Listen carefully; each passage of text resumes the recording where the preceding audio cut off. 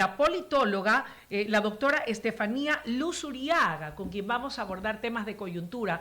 Qué bueno que nos acompañe, estimada doctora Luzuriaga. Aquí estamos, Paul Tutibén y esta servidora, para conversar de lo que en materia política es el tema del momento, y es el tema de que tenemos una nueva asamblea, el nuevo poder legislativo, integrado por 151 asambleístas que representarán a los 18 millones de ecuatorianos. Y para hoy estará el reparto, dicho obviamente que no se saque de contexto, la conformación, la integración de las 15 comisiones legislativas. Desde su respetable punto de vista y dada la configuración y conformación o estructura de la asamblea de los ecuatorianos, ¿qué podemos esperar de esta? Bien, realmente conversábamos justamente sobre la relevancia de la conformación de las comisiones. Si bien es cierto, el CAL se lleva mucho la escena pública y se lleva mucho espacio también en el framing de lo que está ocurriendo en el marco de la política, las comisiones son las que definen cómo se va a organizar, cómo se va a priorizar el acto de legislar en los próximos 4 años. Entonces, definitivamente hay que tener en cuenta dos cosas. La primera es que Revolución Ciudadana, si bien está fragmentada, tiene un número importante de asambleístas en esta asamblea que se ha conformado de manera bipartidista prácticamente. Entonces, los vamos a ver presentes en las distintas comisiones. Difícilmente vamos a encontrar comisiones sin participación de asambleístas de Revolución Ciudadana. En este caso de oposición, de Revolución Ciudadana o Reto. Así es. Pero les permitirán esos 65 votos, que son los que tienen, para poder no solamente ser parte, me pregunto, para tener una presidencia de comisión o una vicepresidencia de comisión o no. Bueno, va a depender mucho de la estrategia que quiere implementar ADN. Yo creo que es fundamental, y seguramente lo tienen claro, cuáles son esas comisiones que son prioritarias para la agenda legislativa presidencial. Por ejemplo, claramente la Comisión Económica, la comisión que tiene que ver con fiscalización, la comisión que tiene que ver con seguridad y justicia, porque son parte de esta agenda política del presidenciable, y necesitamos tener, si somos del mismo partido, el liderazgo en esas comisiones, la presidencia en esas comisiones, para agilitar y para permitir que esos proyectos de ley se construyan y se conviertan en una realidad. Son las más apetecidas, aquellas que usted ha nombrado, pero analicemos un poco más allá. ¿Por qué, por ejemplo, para no decirlo yo y que lo diga usted, podría interesarle a la alianza de la Revolución Ciudadana y Reto hacerse de la presidencia y de la vicepresidencia de la Comisión de Fiscalización? Bueno, porque la han venido utilizando como una herramienta para generar desestabilidad, para generar juicios políticos a conveniencia, y no es que no sea necesario, es decir, uno de los roles fundamentales de la Asamblea es legislar y el otro es fiscalizar.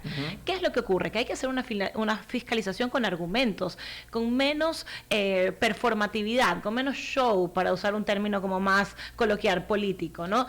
Entonces se puede configurar una comisión de la fiscalización que no sea necesariamente para perseguir a los adversarios políticos y para generar juicios políticos innecesarios. Oiga, pero el bloque del oficialismo o los detractores de la Revolución Ciudadana advierten más bien que buscarán hacerse de esta comisión para poder lograr impunidad. No olvidemos que incluso la máxima figura de la Revolución Ciudadana se encuentra fuera del país, y sobre él pues pesan algunos juicios, incluso una condena.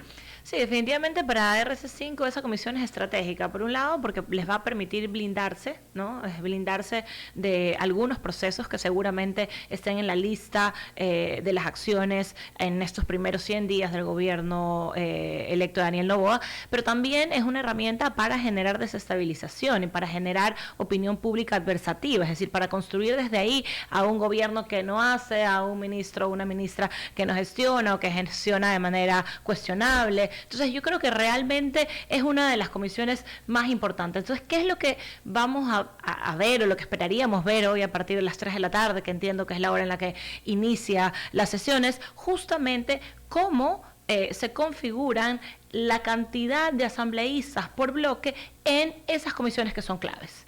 Ahora, Stephanie, si bien que es cierto, estamos hablando de la comisión de fiscalización, que no nos apartemos, el oficialismo también va a querer ser parte fundamental de esta comisión, y quizás por la concentración de poderes, quizás les conviene ellos ser parte y liderar esta comisión para que los suyos no sean fiscalizados. Hay que tener en cuenta eso y no nos apartemos de la realidad. Si bien es cierto, la Revolución Ciudadana, que es la oposición, ellos quieren tener la comisión para que los suyos no sean fiscalizados como han sido fiscalizados muchos de sus miembros, pero el gobierno también va a querer lo suyo. Bueno, definitivamente el gobierno puede quererlo. Por la concentración de poderes que hay. Sí, o sea, podría quererla también para el mismo fin, pero también, si se entiende la comisión desde el deber ser, es una comisión que lo que va a permitir justamente es hacer una fiscalización con argumentos, y eso es necesario para la gobernabilidad. Entonces, yo creo que ambos bloques la van a pelear, va a ser una de las comisiones más disputadas. Ambos tienen algo que ganar de tener la presidencia de esa comisión, pero creo que pensando, por ejemplo, en la articulación de un proyecto político desde los legislativos, es relevante que esa comisión esté más alineada al proyecto político que a la oposición. Stephanie, usted mencionaba de que aparentemente la Revolución Ciudadana está fragmentada, pero no hay que minimizar esos 65 votos que terminan siendo importantes de la Revolución Ciudadana. Eso justamente es lo que decía. ¿Tienen poder o no tienen poder? Pese a que son 65. No tienen la presidencia, no tienen la vicepresidencia 1, ni la vicepresidencia 2, no tienen el CAL, porque de los 7, 5 son ADN. Pero la Revolución Ciudadana está fragmentada al 100%, o no debemos... O sea, no hay que cerrar los ojos porque de aquí a mañana aparecen con una estrategia. Yo creo que deben tener una estrategia. Creo que muchas de las acciones que se han venido desarrollando en las últimas semanas definitivamente los han tomado, un poco, no quiero decir por sorpresa, pero no eran los resultados que esperaban. Seguramente va a haber un proceso de reagrupación, un proceso de reorganización y de reestructuración estratégica del partido, pero definitivamente, y por eso empecé por ahí, esos asambleístas son significativos y, como decía al comienzo, no vamos a ver comisiones sin Revolución Ciudadana, es decir, van a estar ahí porque son 65, y eso puede de alguna manera afectar la capacidad que tenga la Asamblea de legislar, una Asamblea que necesita urgentemente transformar la percepción ciudadana de la misma. La mayoría que permitió la designación de autoridades y que permitió al bloque del oficialismo, ADN, alzarse con la presidencia, la vicepresidencia y los puestos claves del CAL, va a ser posible que también logren tener la presidencia de las comisiones más importantes del legislativo. ¿Será suficiente? ¿Usted la ve sólida, la ve fortalecida, o hoy se va a poner a prueba? Yo creo que hoy se pone a prueba esa alianza. Es una alianza que evidentemente da cuenta de la gestión que se ha hecho por parte de los asambleístas y del equipo de trabajo de ADN.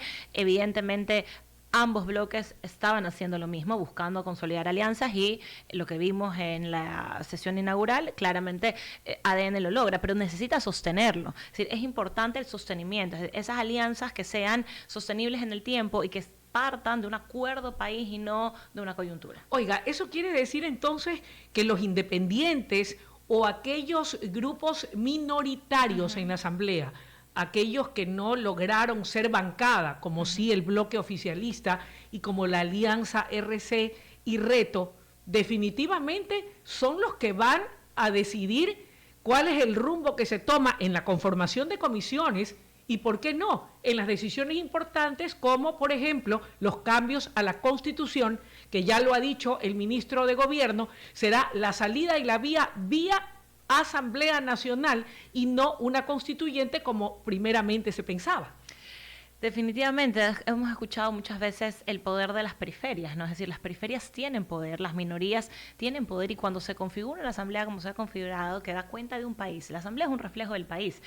Esa configuración bipartidista es relevante porque da cuenta de cómo estamos divididos como país. Entonces, ¿quiénes van a definir estas alianzas con independientes, estas alianzas con partidos tradicionales que han ido perdiendo espacio en la Asamblea? Definitivamente, repito, esta nueva Asamblea tiene la oportunidad de transformar las prácticas viciadas. ¿De qué dependerá? Porque suena un poco ilógico a ratos, o algo que no está acorde a lo que la gente espera, porque la gran mayoría votó por la reelección del presidente Daniel Noboa y ha puesto en un número significativo a sus representantes en el primer poder del Estado, y lo mismo RC5 con su aliado Reto. Pero que al final quienes terminen dirimiendo son una minoría, como que ahí no hay una concordancia, pero esa es la realidad. Esa es la realidad y justamente el espacio de la Asamblea es un espacio deliberativo, que a veces nos olvidamos. Es decir, la Asamblea es un espacio para deliberar temas relevantes para la opinión pública, para la agenda ciudadana y para la construcción. No se puede minimizar entonces o considerar insignificantes a esos independientes o aquellos partidos que han ido viendo reducida su presencia de poder en el Parlamento. Así es, ese es el deber ser del órgano. O sea, es un espacio deliberativo. Lo que pasa es que es un espacio deliberativo, pero no debe ser un espacio necesariamente confrontativo, que es lo que hemos visto en la Asamblea. Es decir, no debe ser un espacio para llegar a unos niveles de agresividad tales que no permitan legislar. Es decir, hay que deliberar, hay que construir órganos y cuerpos legales para llegar a solucionar las necesidades de la ciudadanía. Por eso hablaba que las otras comisiones que son súper relevantes, la comisión, por ejemplo, de salud, la comisión de empleo, la comisión que trabaja con temas de seguridad y justicia. ¿Por qué? Porque son las principales problemáticas ciudadanas y la Asamblea debe responder. ¿Qué pasa si en un momento determinado esta oposición logra, llegase a lograr, estamos hablando de escenarios figurativos, que esos independientes o que esos partidos que tienen una representación más pequeña en relación a las dos grandes corrientes de ADN y RC5 en la Asamblea, logran aglutinar esa mayoría y resulta que le dicen no a la fiscalización y resulta que comienzan a poner todo tipo de trabas u obstáculos para poder ir hacia esas grandes reformas de una ley laboral caduca y del año de la pera, que no permite, por ejemplo, como en toda organización civilizada y del primer mundo, poder contratar a la gente por horas. Y tenemos todavía, lamentablemente, pese a los esfuerzos que hace el Poder Ejecutivo, un gran número de desempleo, desgraciadamente, y de subempleo, que es mucho mayor. Es decir, que la suerte de un país termine en manos, ¿verdad?, de quienes puedan, Dios no permita, oponerse a algo tan racional y lógico como es que venga inversión extranjera a poder lograr un manejo justo y equilibrado de los sectores estratégicos o a transformar esa ley laboral para que todos los ecuatorianos tengamos un empleo justo y digno. ¿Cómo hacerle? ¿Qué debe tener en cuenta el Poder Ejecutivo a través de su Ministerio de Gobierno y de las mismas autoridades del Parlamento para poder lograr conciliar esas voluntades y trabajar por lo que el país requiere? Bien, en ese sentido va a depender principalmente de la estrategia.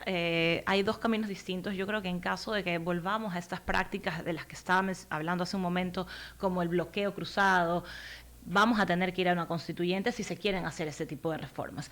¿Cuál sería el escenario ideal? El escenario ideal sería que con una mayoría conformada por alianza entre ADN, independientes y partidos tradicionales, se pueda gestionar desde la Asamblea, porque eso permite dos cosas. Primero, es más rápido, podría ser más rápido en caso de que decidan legislar de la manera correcta. Y segundo, también tiene un costo económico menos fuerte para el país. Es decir, llamar a una consulta pues supondría evidentemente un costo mayor para el país. Entonces yo creo que lo que estaba pensando el ministro Lagasca justamente tiene que ver con eso, es decir, cómo gestionamos lo público desde una perspectiva de la eficiencia.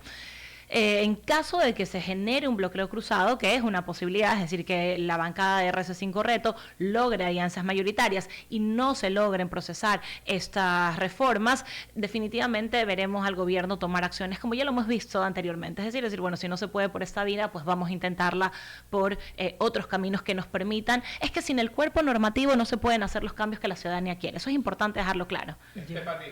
¿Cómo ves el tema de que aparentemente, según ADN, menciona de que tienen mayoría, pero la Revolución Ciudadana dice que esa mayoría es más débil y que no durará mucho tiempo? Incluso Ricardo Patiño dice que es una mayoría pegada con baba. O sea, ¿sí se habla de una mayoría consolidada o solamente en palabras? Yo creo que es muy pronto para decirlo. Definitivamente al señor Patiño le conviene decir que es una mayoría pegada con babas porque instala una narrativa justamente de eso, de alianzas débiles, de alianzas coyunturales, de alianzas un poco transaccionales, ¿no? Me parece a mí que debemos darle un poco de tiempo a esta nueva asamblea. Definitivamente construir alianzas basadas justamente en una mirada programática de desarrollo es complejo, pero es posible y es el deber ser. Entonces, esperaría yo que, seguramente no con todos, pero que con un grupo de estos independientes o de estos partidos tradicionales se logre conformar esto, una alianza en pro de una mirada de país compartida. ¿A qué me refiero? Porque si bien es cierto, Niels Olsen ganó con 80 votos, solamente 3 votos más de lo que tenía que haber sido la elección, que es 77. Así es. Estamos viendo que no es que ha tenido mayoría de votos. Yo me imaginaba una mayoría, con las alianzas que se habían hablado, de más de 100 votos. Ahí yo podría hablar, bueno, si es verdad, hay una alianza fuerte, una gran mayoría, pero solo consiguieron 3 votos de lo que se tenía que conseguir, que eran más de 77 votos. O sea, a eso me refiero, de que no estamos viendo que es una mayoría en representación de bastantes, porque de los 151 asambleístas solo dieron 80 votos. Exactamente, porque tenemos justamente a RC5, como lo mencionábamos, un grupo muy fuerte en la Asamblea, y entonces eso te resta los 65 asambleístas, 66 Correcto. asambleístas que tiene Revolución Ciudadana con Reto. Entonces, claramente, el espacio que queda para configurar esas alianzas es limitado. Definitivamente va a ser un año complejo en términos de ir conformando, de ir marcando la pauta, de ir marcando también el tono de la Asamblea, pero tiene la posibilidad, y quiero como resaltar esta idea, tiene la posibilidad la Asamblea de hacer las cosas distintas y de cambiar esa percepción. Y para ello, a usted ha dejado en claro que no se puede perder tiempo y que cambiar la normativa constitucional es vital para poder impulsar esas reformas profundas que requiere el país en lo social, en lo económico, en lo político, en materia de seguridad también. Pero yo quiero analizar ahora cómo llega cada una de las tiendas o partidos o movimientos políticos que hoy integran esa asamblea. Y de la manera más objetiva posible. Comencemos por ADN. ¿Cómo llega ADN al Poder Ejecutivo y al Poder Legislativo? Yo creo que ADN llega como digamos, si hablamos de un arquetipo, como el arquetipo del ganador, ¿no? Es decir, es un partido muy joven, un partido que tiene muy pocos años, que logró no solamente ganar en el periodo, digamos, interino, sino que refuerza eso y gana la presidencia. Es la primera vez desde el Correato que gana en ese momento la oposición, hoy es el partido, digamos, de gobierno, en primera vuelta a la candidata Luisa González, y sostiene y amplifica esa diferencia para la segunda vuelta. Y llega a una asamblea con un número prácticamente el mismo que Revolución Ciudadana, creo que tiene un asambleísta menos. Ok, eso en cuanto al bloque oficialista. ¿Qué me dice de la Revolución Ciudadana? ¿Está en su mejor momento? ¿Está debilitada? Y si ese fuera el caso, ¿cuáles cree usted que son las razones para que RC5, hoy con su aliado Reto, estén atravesando por el momento que están atravesando? Cuando en el pasado, que existían más de 130 curules, tuvieron 100 y era la llamada famosa aplanadora, pero hoy por hoy ha quedado reducida a 65, sin estrategia y sin capacidad de poder alzarse con las principales dignidades de la Asamblea. So pena de que incluso habrá que ver qué es lo que ocurre el día de hoy. ¿Qué ha pasado? ¿Cómo está RC5? ¿Cómo llega y cuál es su futuro? Yo creo que llega con una urgencia de renovación.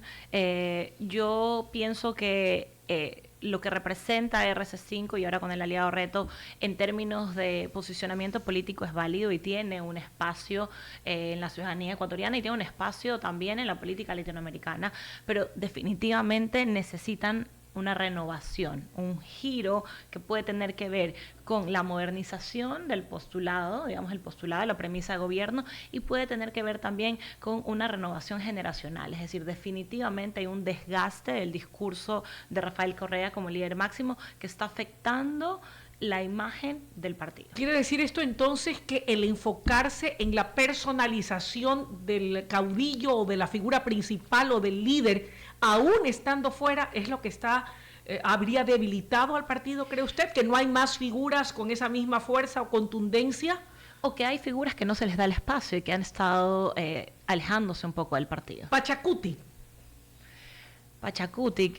tomó un riesgo muy grande que fue poner a Leonidas Issa, Conay, Pachacuti en la papeleta. ¿Por qué cree usted que corrió un riesgo grande? Porque Pachacuti tuvieron una votación interesante, es la primera vez, o bueno, no ya lo Yacu tuvieron Pérez. En el pasado con Yacu Pérez. Y mucho mayor, que 19%. Pero tampoco fue desmerecedora, al menos en una votación como esta última, tan polarizada, O sea, nadie se esperaba que Pachacuti que esté primero que el PSC, por ejemplo, Ya, en el que pasado. Lo A que eso pasa me es que lo del refiero. PSC es Ok, penoso. analicemos por partes, pero Ajá. analicemos Pachacuti. Bueno, en mi opinión fue una decisión arriesgada. Nunca la CONAIE había puesto presidente de la CONAIE en la papeleta, porque eso lo que hace también de alguna manera es transparentar la influencia a nivel nacional. Y si bien es cierto, el resultado de Pachacuti es favorable en relación a otros partidos tradicionales, no es favorable para legitimar sus luchas y lo que hacen a partir de esas luchas.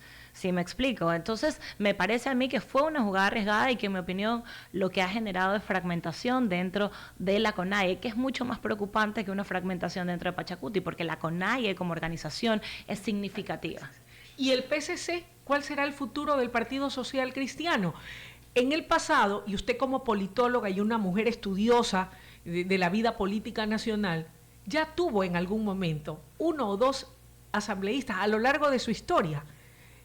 ¿Esto quiere decir que el partido ya se acabó, que no tiene futuro, o cree usted que podría caber la posibilidad, con una buena estrategia, de reinventarse y resurgir, al menos para tener una participación decorosa en esta asamblea, y por qué no, pensar en las elecciones seccionales?